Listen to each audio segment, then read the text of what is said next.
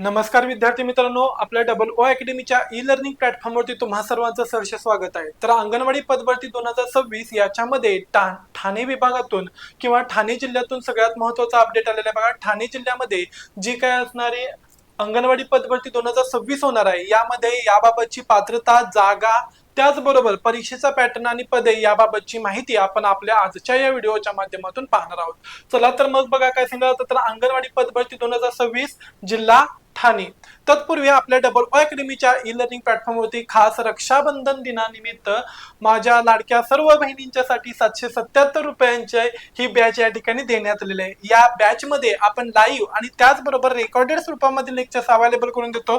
तसेच ICDS विषयासहित सखोल मार्गदर्शन या ठिकाणी केलं जाणार आहे। ई बुक्सद्वारे नोट्स प्रोव्हाइड केले जातात। तसेच तज्ञ आणि अनुभवी शिक्षक वृंद असणार जे की तुम्हाला वेळच्या वेळी योग्य त्या पद्धतीने मार्गदर्शन केले जातात। डेली बेसिस वरती टेक्निकल आणि नॉन टेक्निकल अशा प्रकारची लेक्चर्स आणि तसेच डेली बेसिस वरती PYQ सुद्धा आपण या ठिकाणी संश्लेषणात्मक पद्धतीने सॉल्व्ह करून घेतो।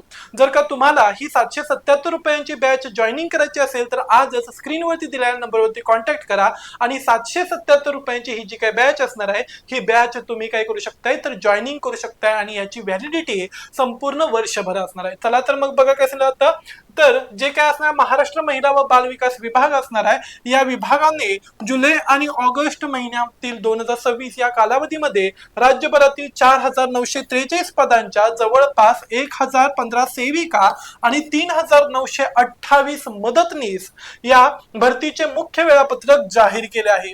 त्यानुसार अनेक जिल्ह्यांमध्ये सध्या अर्ज प्रक्रिया आणि त्याचबरोबर निवड प्रक्रिया सुरू आहे। काही ठिकाणाचा पहिला टप्पा यशस्वी पद्धतीने या ठिकाणी पार पडत असतानाच दुसऱ्या टप्प्याची या ठिकाणी घोषणा करण्यात आलेली आहे किंवा याच बरोबर पहिल्या टप्प्यासोबतच पुरवणी जाहिराती या ठिकाणी येत आहेत। यामध्ये ठाणे जिल्ह्याच्या परिषदेच्या अंतर्गत येणाऱ्या या तालुक्यांचा प्रकल्पनिहाय अंतरिम जो काही मंजुरी देण्यात आलेला जाहिरात असणार आहे, हा जाहिरात आपल्याला या ठिकाणी पाहायचे आहे। बघा, यामध्ये ठळक मुद्दे लक्षात ठेवायचे आहे। यामध्ये फक्त अंगणवाडी सेविका आणि मदतनीस या 2 पदांचा समावेश असणार आहे।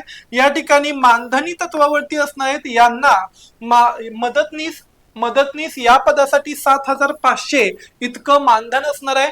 तर त्याचबरोबर अंगणवाडी सेविका यांना 13,000 रुपयांचं मानधन पर माह सांगितलं जातं।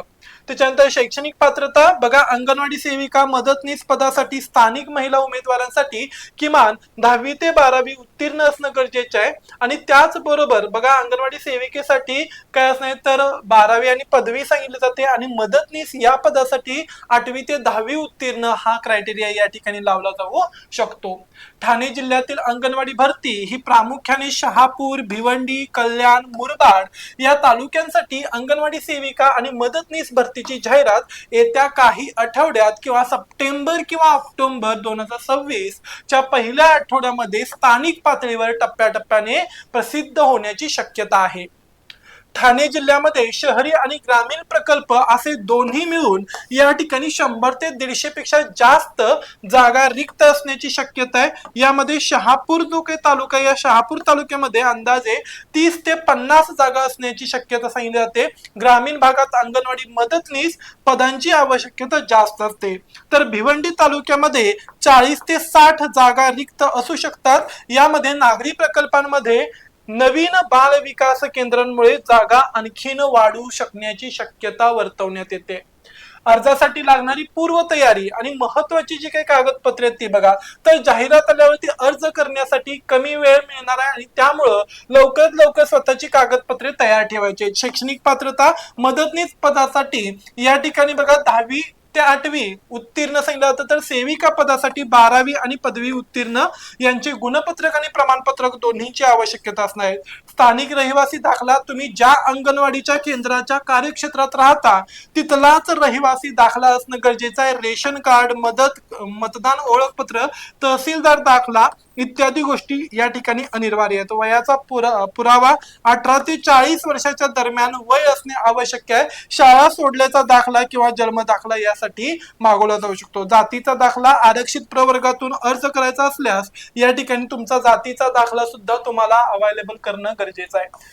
त्याचबरोबर अधिकृत अपडेट बघा, याबाबतचं जे काही करंट किंवा अधिकृत अपडेट आहे हे प्रामुख्याने अंगणवाडी भरतीच्या जाहिराती स्तरावरील जिल्हा स्तरावरील वर्तमानपत्रात सर्वाधिक प्रसिद्ध केल्या जातात किंवा त्याचबरोबर जिल्हा परिषद ठाणे याची जी काही असणारी सांकेतिक वेबसाईट असणार आहे या सांकेतिक वेबसाईट वरती तुम्हाला याबाबतची PDF भेटून जाईल, ती डाउनलोड करून घ्यायची आहे। त्याच्यानंतर अजून तिसरा ठिकाण दिला तर बाल विकास प्रकल्प अधिकारी CDPO कार्यालय, यामध्ये सर्वात हे खात्रीशीर माहितीसाठी तुमच्या तालुक्यातील एकात्मिक बाल विकास प्रकल्प कार्यालयाला भेट द्या आणि त्यांच्या बोर्ड वरती चौकशी आणि त्याचबरोबर काय असणार चौकशीचे इतर छोट्या मोठ्या जाहिराती वाचणे तुम्हाला गरजेचं असणार आहे। जर का तुम्हाला ही माहिती आवडली असेल आणि त्याचबरोबर रक्षाबंधनाच्या निमित्त तुम्हाला ही बॅच जॉईनिंग करायची असेल तर आता लगेच क्षणभराचाही विलंब न लावता स्क्रीनवरती दिलेल्या नंबरवरती कॉन्टॅक्ट करा आणि रक्षाबंधनानिमित्त ही जी काही देण्यात आलेली 777 रुपयांची ऑफर संपूर्ण वर्षभरासाठी असणार आहे या सुवर्ण संधीचा फायदा घ्या। ओके, अशीच अपडेटेड माहिती घेऊन पुन्हा लवकर भेटू। धन्यवाद।